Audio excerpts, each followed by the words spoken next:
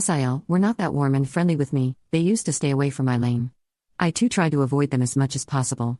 I didn't enjoy mocking people behind their backs and hugging them when in front. Anyway, after I conceived my first child, I stopped visiting my in-laws' house. Firstly, I was looking for a reason to cut them off, and second, my Mill and Sil were toxic. My husband was kind and gentle, but God knows what happened to him when he met his mother and sister. He would just transform into a different being. Until my husband was civil with me at home, I didn't care what he did for those 2 to 3 hours he met his family on weekends. I gave him that space. When my daughter Sarah was 3, my in-laws started poisoning her ear, saying Mama is a bad woman. But my daughter fought back, cried, and said Mama is good. She then came home and told me what had happened. My husband laughed at the situation, saying they would have just teased the little girl, but I knew the real intention behind it. Since then, I have never left my daughter alone with those evil women. Things started going south last year when my Sil started dating a wealthy businessman from Scotland. It is understandable that she was over the moon to have found such a man falling for her, but why on earth was my husband so excited about that dig? It really kept me wondering. To give a little background about my in-laws, my father-in-law, FIL, retired years ago and lived in his ancestral farmhouse in the countryside. I've met him only a handful number of times, and he's a no-nonsense person, unlike others. Probably that's the reason he had moved out to seek peace. My Mill and Sil are jobless and surviving on the rent of one of Phil's properties and allowance from him. My husband also pays his mother a part of his salary as an allowance. I have always been self-dependent, so I don't mind Andrew giving some grants to his mother. Coming back to the main point, ever since my Sil started dating that rich man, her attitude changed completely for the worse. She considers herself to be a princess or so. She would often flash those expensive gifts which she got from her boyfriend at family gatherings or any social event.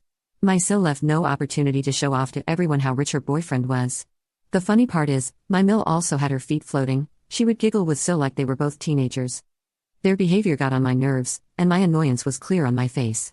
It's not that I'm jealous or so, why would I be?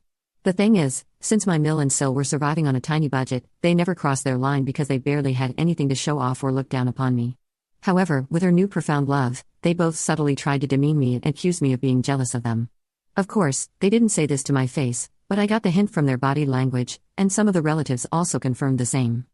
Soon after this, I got pregnant with my second child, and thank God it saved me from visiting their place. Andrew would insist that I let Sarah spend time with them alone, but Sarah wouldn't budge. She is 5, yet she doesn't want to be with them. I know some of you would blame me for turning my daughter against my in-laws.